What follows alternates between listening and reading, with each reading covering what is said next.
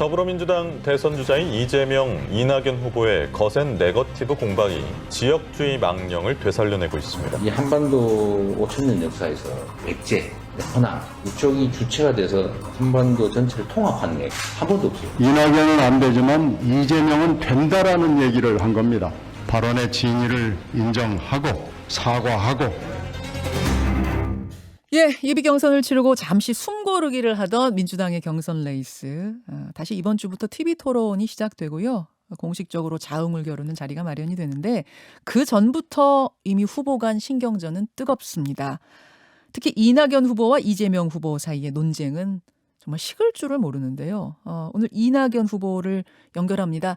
짧은 전화 인터뷰니만큼 오늘 정책 토론을 하는 자리는 아니고 지금 벌어지고 있는 현안 위주로 입장을 확인하겠습니다. 민주당 이낙연 대선 예비 후보 연결하죠. 이낙연 후보님 안녕하세요. 네, 안녕하세요. 오늘은 광주 가신다고요? 네, 광주에 어젯밤에 왔습니다. 아, 가셨군요 이미. 더위에 여기저기 다니기 지금 좀 힘들진 않으세요? 차가 고생하겠죠. 일단은 이낙연 캠프에서 기분 좋으실 만한 질문부터 하나 시작을 하겠습니다. 예비 경선부터 지금까지 쭉 지지율이 상승세를 그리고 있습니다. 네. 원인은 어떻게 분석을 하세요? 예, TV 토론이 그동안에 4차례 있었는데요. 그 영향이 컸다고 생각합니다. TV 토론을 통해서 국민들께서 후보들을 한자리에서 비교도 하셨을 거고요. 또 평소에 가졌던 후보 이미지와 다른 진짜 모습을 확인도 하셨을 거예요. 그런 데서 지지율이 좀 조정되지 않았나 생각합니다. 진짜 모습을 확인하면서 이낙연 후보의 어떤 모습이 어필됐다고 생각하십니까? 글쎄요. 다른 후보들과 제가 비교는 못 해봤는데요. 비교적 제가 어떤 문제 앞에서도 차분하게 답을 하고 설명해드리는 그런 것은 좀 눈에 띄지 않았나 싶은데요. 네, 네. 전국 순회본 경선이 이제 9월에 시작이 됩니다. 5주 연기가 되면서 9월에 네. 시작이 되는데 전국 순회 경선 시작되기 전에 지지율 역전도 가능하다고 내다보십니까? 아이고, 기대는 하고 있습니다. 그리고 그렇게 됐으면 참 좋겠지요. 네. 네, 전망은 조심스럽게 하고 있고요. 네. 전망은 가능성은 조심스럽게 내다보고 꼭 그렇게 됐으면 좋겠다. 네. 뭐 후보 입장에서 당연한 말씀이죠. 예. 이낙연 후보. 그런데 네. 중앙일보 인터뷰에서 이재명 지사가 한 그 백제 발언에 대해서 네. 강하게 문제 제기를 하셨습니다. 네.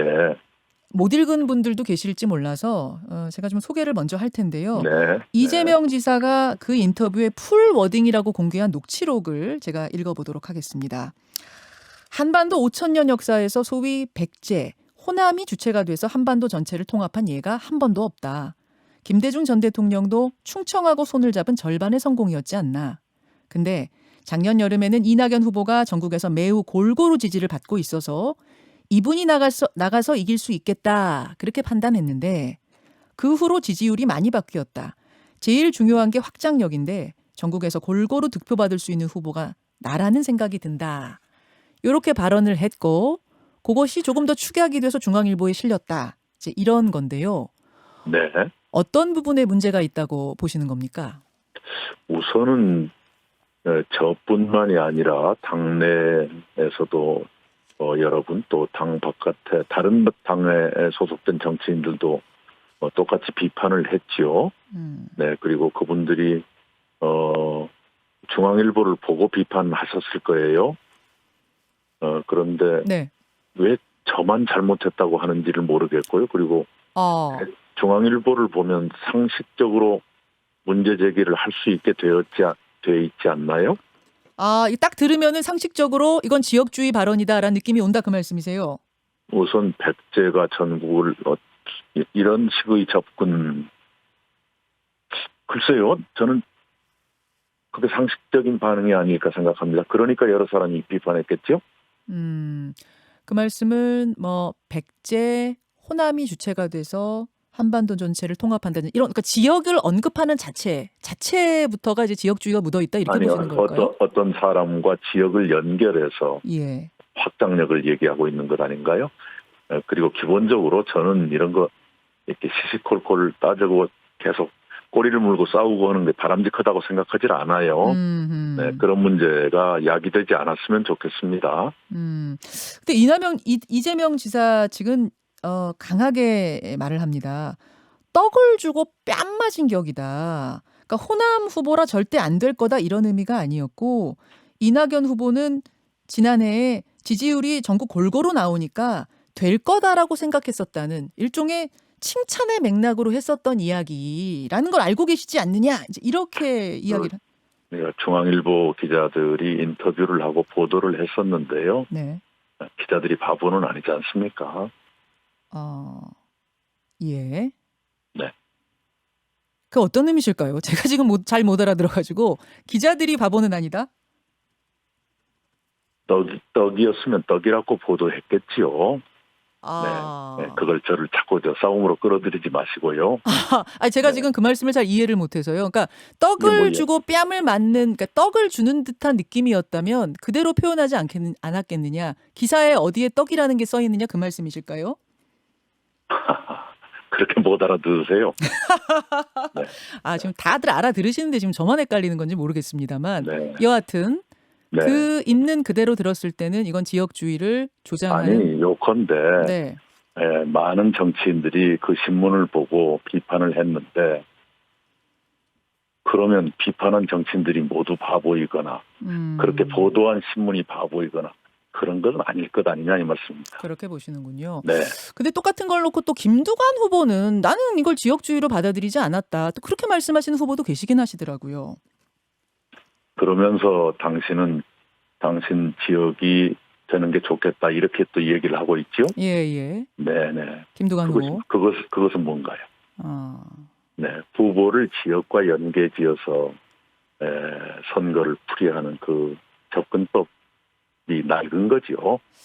알겠습니다. 그렇다면 지금 이재명 지사 측에서는 이 부분에 대해, 그러니까 발언을 왜곡한 것에 대해 이낙연 후보가 사과를 하시고 이것을 문제 제기한 대변인을 문책하라는 요구를 했는데 이 부분에 대해서는 뭐 답변하실 생각이 없으시겠군요. 뭘 왜곡했고 그렇다는 얘기죠. 그리고 비판도 제가 제일 온건하게 했을 겁니다만.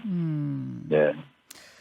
알겠습니다. 사실은 네. 이낙연 후보는 이재명 후보의 안동 발언에 대해서도 영남 역차별, 지역주의를 자극하는 발언이었다고 비판을 하신 바가 있습니다. 물론 이 지사는 그것도 왜곡이었다 이렇게 말씀을 하셨습니다만 그러면 이재명 지사가 지역을 언급하는 것 자체가 좀 의도가 있다고 어떤 맥락이 있다고 보시는 걸까요? 있겠죠. 의도 없이 말하는 정치인도 있나요? 네. 그리고 안동 발언은 그 해명 자체가 사실과 다른 해명이었습니다. 그때 그 육성이 녹음돼서 다 보도가 되지 않았어요? 나오지 않았어요? 맞습니다. 예. 네. 그것이 수도권과 영남을 비교한 말은 전혀 없었거든요. 영호남을 얘기한 것 아니었습니까? 네, 수도권 얘기가 없는데 왜 수도권으로 또 해명을 하셨냐 이제 그 부분에 대한 문제 제기. 그렇죠. 네. 알겠습니다. 사실은 이제 뭐 어떤 논란이 터졌을 때 주변인들의 100마디보다 당사자의 한마디가 중요하다 보니까 제가 오늘 현안에 대한 질문을 조금 더 드리고 싶은데요. 네. 주말 동안 캠프의 상황실장 최인호 의원이 개인 페이스북에다가 올린 글이 있습니다. 그러니까 이낙연 후보님과 김경수 전 경남지사의 통화 내용을 소개한 SNS. 김경수 전 지사가 이낙연 후보께 문 대통령을 부탁드린다라고 말을 했다는 부분 이제 공개한 거죠. 그걸 두고 이제 이재명 캠프에서는 김경수 지사나 문재인 대통령을 선거에 끌어들이고 있는 거 아니냐, 이용하고 있는 거 아니냐 이렇게 비판을 했습니다. 신변에 그런 일을 당하신 분이 오히려 본인보다는 대통령을 걱정하시는 것에 최인호 의원이 감동한 것 아닌가요? 그런 표현 아닌가요? 예. 감동의 표현이었지. 또 그럼 이것도 약간 좀 억지 지금 네거티브를 했다 이렇게 보시는 걸까요? 아니 네거티브가 뭐건 간에 네. 보통 그 경우에 처해서 누구를 부탁한다는 것이 어떤 감동 같은 걸 주지 않나요?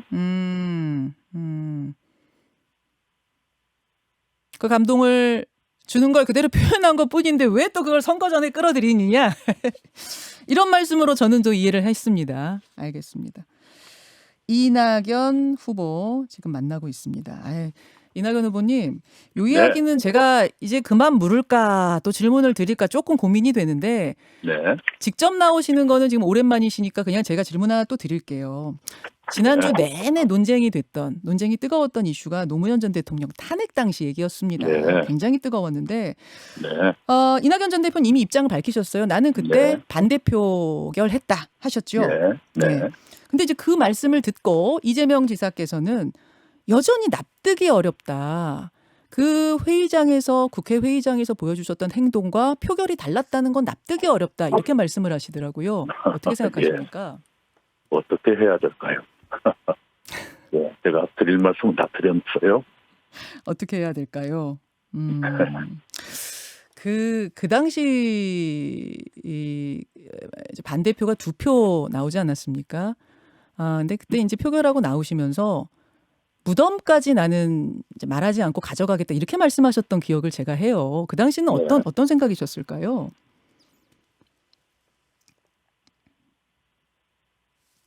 예, 지나간 얘기 자꾸 하는 것은 바람직하지 않고요. 또 주변에 당시 민주당의 상황을 다들 이해할 거예요. 아실 거예요. 네. 이 얘기 자꾸 나오면 불편하시죠?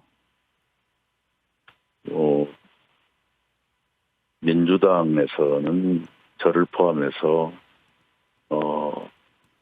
몇 사람을 배신자로 간주하고 출당을 거론하고 그랬지 않습니까? 예. 네, 그런 상황에 놓여 있었으니까요. 그 당시 새천년 민주당에서는 네. 그것이 반대표를 했다는 아니 그런 상황을 겪으면서 그다음에 다시 통합을 했고 네. 그리고 대선을 3번 치렀죠. 예. 네. 그런 흐름들 속에서 아마 다 아실 것이다. 이런 의미로 지금 저는 들립니다. 알겠습니다. 이낙연 민주당 대선 예비 후보 만나고 있습니다. 그나저나 이게 지금 두 분 간에 이재명, 이낙연, 이재명 두 분 간에 뭐라고 해야 됩니까? 이 설전이 굉장히 치열해지면서 당에서도 좀 우려하는 목소리가 있는 것 같습니다. 어떻게 생각하세요? 이 뜨거운 네, 이렇게 가면 안 되죠. 제가 그래서 그 폭염주의보 얘기를 SNS에 올렸는데요. 네. 자제해야죠. 그리고 글쎄요, 저희가 없는 것을 얘기 꺼내가지고 문제를 일으킨 적은 없었던 것 같은데요. 네, 보도된 걸 확인한 일은 있었을지 몰라도. 네. 이번 주인가요? 다시 원팀으로 거듭나자라는 어떤 협약식도 후보들 간에 한다고 제가 들었습니다. 알고 계시나요? 해야지. 나 그 얘기는 못 들었는데요. 그러셨어요? 네, 아니 저는 진작부터 그걸 요구했고요. 그렇게 해야지요. 그렇죠. 내년의 박빙승부를 앞두고 예. 여기에서 이탈이 생길 우려가 있다 그러는 건 현명한 일이 아니죠.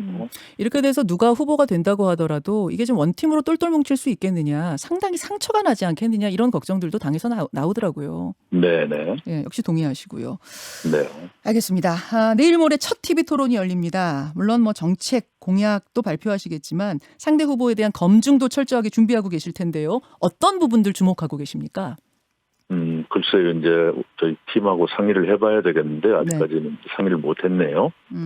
그러셨어요. 최근에 언론에 제기된 문제들은 확인이 필요할지 모르겠습니다. 그러실 테지요. 사실은 본경선이 한 5주 정도가 미뤄졌기 때문에 그 사이에 정말 수많은 일들이 벌어질 것 같습니다. 1주만 해도 이슈가 몇 번이 바뀌었거든요.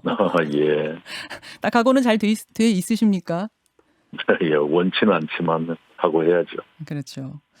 지난주 금요일, 지금 대선 때문에 정신없이 대선 이슈들이 진행되고 있습니다만 국회에선 또 큰일이 하나 있었습니다. 국회 상임위원장을 11대 7로 재분배를 하고 후반기 법사위원장은 국민의힘이 맡는 그런 식의 원구성 합의에 도달을 했습니다. 이 결정을 두고 일부 민주당 당원들은 상당히 강하게 반발을 하고 있고 문자로 폭탄도 날아오고 이런 상황이라고 하더라고요. 어떻게 생각하십니까, 후보님? 우선 당 지도부가 여러 가지를 감안해서 판단했을 거다고 생각을 하고요. 또 여야 간의 합의는 존중될 필요가 있다고 생각합니다. 그리고 대선 후에 바뀐다면 그 이전에 할 일을 다 처리해야겠구나 이런 생각도 들고요. 예, 예. 끝. 네, 그렇죠. 아니 답변이 네. 제가 정말 많은 대선 후보들과 인터뷰를 여러 번 하는데 이낙연 후보님이 가장 짧으세요 답변이. 아는 게 적은가 보죠. 그럴 리가 있겠습니까? 알겠습니다. 아니 요건데요. 예, 예. 법사위원장을 넘긴다 그러면서 법사위 기능도 많이 축소를 했던데요. 예. 네, 그런 건 일종의 서로를 위한 안전장치라고 보이고요. 네. 그렇게 되기 전에 우리들이 아직까지 하지 못한 일 빨리빨리 해야 되겠다 하는 숙제가 우리한테 생긴 걸로 저는 받아들입니다. 알겠습니다. 한 1분 정도 남았습니다. 그렇다면은 네. 지금 청취자 질문으로 많이 들어오는 것 중에 하나 제가 드릴게요. 지금 이제 이재명 후보와 경선에서 가장 치열하게 경쟁을 하고 계시는데 장점과 단점을 하나씩 좀 짚어주신다면 어떤 게 되실까? 이 질문. 이재명 지사님이요. 네. 네, 늘 말씀드린 것이지만 장점도 순발력이고 단점도 순발력이다. 장점과 단점이 어떻게 같을 수가 있죠? 네, 바로 양면이 있는 거니까요, 뭐든지요. 장점도 순발력, 단점도 그 순발력 때문에 생길 수가 있다. 네. 그러면 야권에서 1위를 하고 있는 윤석열 전 총장에 대해서는 어떻게 생각하십니까? 별로 제가 잘 몰라요. 그런데 우선 뚝심 같은 건 느껴지는데 너무 준비가 안 되셨구나. 예. 일주일에 120시간을 노동할 수 있다는 생각도 그러하고요. 네, 그런 생각이 듭니다. 준비 부족. 장점은 뚝심, 단점은 준비 부족. 네. 알겠습니다. 오늘은 여기까지 인터뷰 나누고요. 광주에서 여러분들 잘 만나시고 더위에 조심하십시오. 네, 감사합니다. 고맙습니다. 네. 더불어민주당 이낙연 대선 예비후보였습니다.